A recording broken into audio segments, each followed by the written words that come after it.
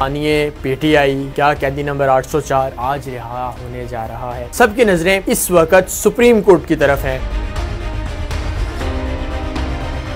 बिस्मिल्लाहिर्रहमानिर्रहीम। मेरा नाम है शहलाद जवेद और आप देख रहे हैं उर्दू क्रॉनिकल। आज का दिन बहुत अहम है और बहुत सी डेवलपमेंट होंगी आज। सबसे पहली डेवलपमेंट, क्या बानिए पीटीआई क्या कैदी नंबर 804 आज रिहा होने जा रहा है।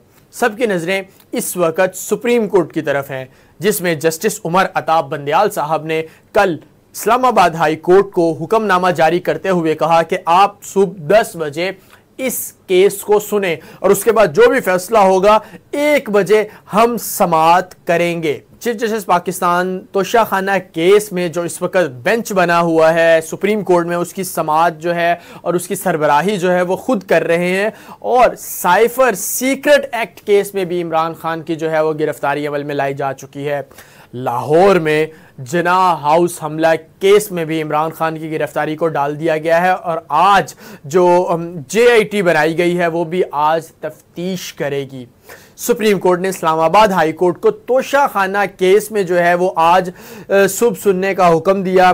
चीफ जस्टिस उमर अताब बंदयाल का कहना था कि इस्लामाबाद हाई कोर्ट जो है वो इस केस पर सुबह 10 बजे समाअत करे और उसके बाद 1 बजे जो है वो हम सुनेंगे। चीफ जस्टिस का मजीद कहना था कि जो भी ट्रायल कोर्ट की तरफ से जो फैसला दिया गया वो सिर्फ और सिर्फ जल्दबाजी पर मबनी था। इसमें जो मुल्जिम का जवाब सुनने को, मुल्जिम को जवाब देने के लिए जो मुनासिब वक्त है वो नहीं दिया गया।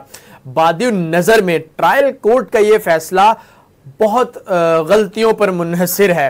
फिलहाल मुदाखलत नहीं करेंगे। और इसके साथ साथ इलेक्शन कमीशन के वकील अमजद परवेज ने दलाइल की तैयारी के लिए 2 हफ्ते का वक्त मांगा था, जिसकी मुखालफत करते हुए पीटीआई के वकील ने भरपूर मुखालफत की और इसी वजह से इलेक्शन कमीशन के वकील को 2 दिन का वक्त दिया गया था।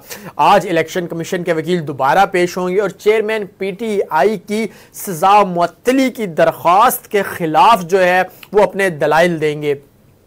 देखना यह होगा कि क्या फैसला आता है, क्या इस सज़ा को मुअत्तल किया जाता है, क्योंकि केसेस और मुख्तलिफ केसेस में भी गिरफ्तारी अमल में लाई जा चुकी है। तो देखना यह होगा कि इस वक्त आज के दिन में सुप्रीम कोर्ट क्या फैसला करेगी, आज के दिन इस्लामाबाद हाई कोर्ट का फैसला करेगी, क्योंकि तमाम जो कौम है उसकी नज़रें इस वक्त सुप्रीम कोर्ट और जस्टिस उमर अताब बंदयाल की तरफ हैं।